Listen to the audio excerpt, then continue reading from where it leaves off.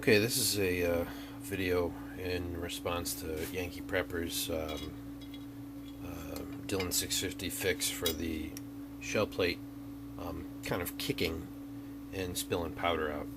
He recommended this little sandwich here to put underneath the bolt and the shell plate, and what that does is kind of releases some of the tension as the plate spins.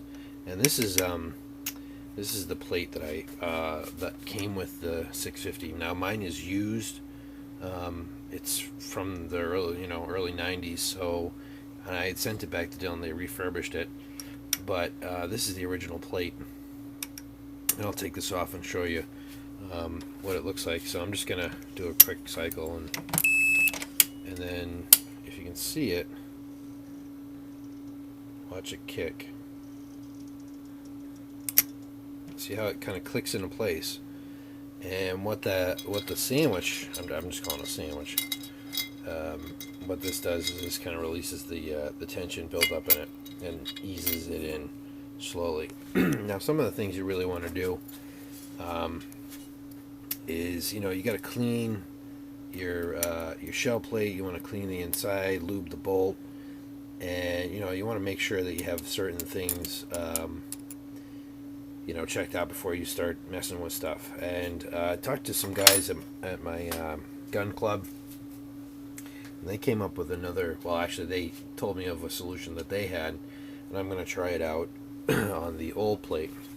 Now, this is a new plate that I got, and you'll see this is the bottom. Now, these holes here, right there, are there's a ball bearing in here that when it turns, it kind of settles in that hole and kind of holds it there. Now, when I take the plate off, I'll explain more. So let's take the plate off. So the plate has been taken off, and there's the ball bearing there. But it's this little piece here that indexes shell plate. So what we're going to do is we're going to take the bearing out here. And another tool that's very handy when you have a 650 is just one of these dental picks. This one is used. Ask the dentist if they can, if you have them for free. They're good for cleaning out little nooks and crannies. And in here is a spring that keeps tension on the ball bearing, pushes it up underneath the plate. One of the things that one of the guys at the gun club told me is to take one of the rings off the spring. And you can't really see that. The camera doesn't zoom very well. But just take one of the links off and shorten it and reduce some of that tension that's causing the spring to go up. Causing the ball bearing to push up. One thing that I highly recommend getting from Dillon is the spare parts kit. Is really just it's a no-brainer call. It's got all sorts of little tools and parts in there that things that are just going to drop and roll into the floor and whatever, and I just think it's a good purchase. You might never ever use it, and if you do what I do and you cut one of these springs, you might need another one, and this kit has it, so I'm not worried about shutting down production because I have another spring. Okay, so what I did was I clipped the spring, and this is the replacement one. The other one's in there. And yes, I know I didn't put the bar back in. I was just testing it out. Now, I don't know if you saw what it looked like before, but this is what it looks like now when you cycle it.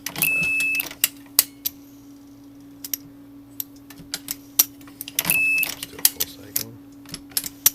I don't know if you can tell how smooth that is. Now, what I did, let me take the take the bolt out, and I'll show you. Alright, hold on. Okay, take the bolt and the plate. That's going to be tricky because what happens now is that there isn't as much tension on the ball bearing because the spring in there is lower. So it's not pushing against the plate as hard.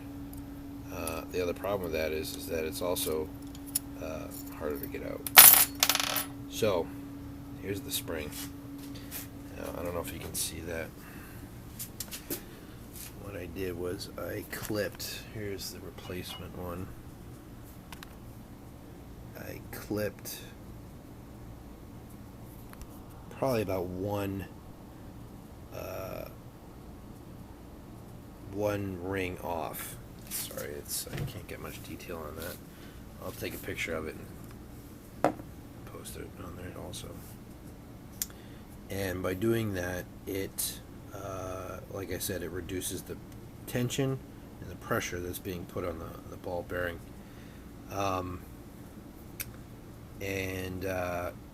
Unfortunately, I had needle nose pliers, so it's a little pain in the ass to clip it off. But if you've got nippers or something, just nip it. And the issue with this, the problem with doing it this way is that you have to clip a little bit, put it in, cycle it, screw it down, cycle it, and then see if that really kicks it. And then, if it doesn't, do it again. You just don't want to do a big chunk and then, don't do a full ring like I did. Do, a little bit at a time and see what works for you. Because your spring might not have as much tension as mine, or it might have more. Who knows? I don't know. You don't want to do too much because then the ball bearing doesn't hit it at all. What I'll do is I'm going to put the replacement piece in there, and I'll show you what it looked like before when it kicked. So, and I don't know if you can see how high that is. Sorry, my camera is really not that great. And if I put the one that I clipped in there, and now look at where the ball bearing sits.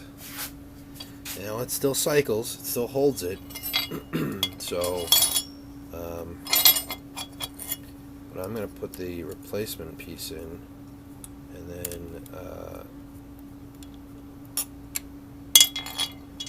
cycle it, or put it through the whole thing and then cycle it so you can see how much difference the kick is. Okay. Alright, so we're set up again with the replacement spring that hasn't been clipped. The bars in place, bolts in place, shells in place, or plates in place. Everything's all snug, everything's all ready to go. So, and then watch the kick. I don't know if you can see that.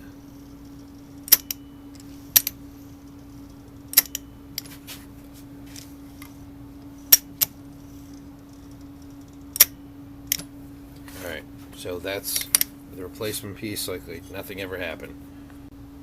Okay, so the cut spring's in place, everything's where it should be. Bolt and bar in, so we're just going to cycle it. And how does that look?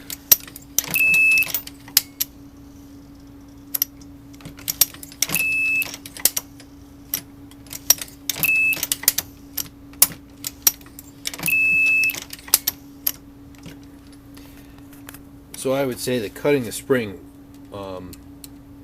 definitely works as far as reducing the amount of kick. And I can only imagine if I put the Yankee sandwich back in there, how much it'll reduce it then.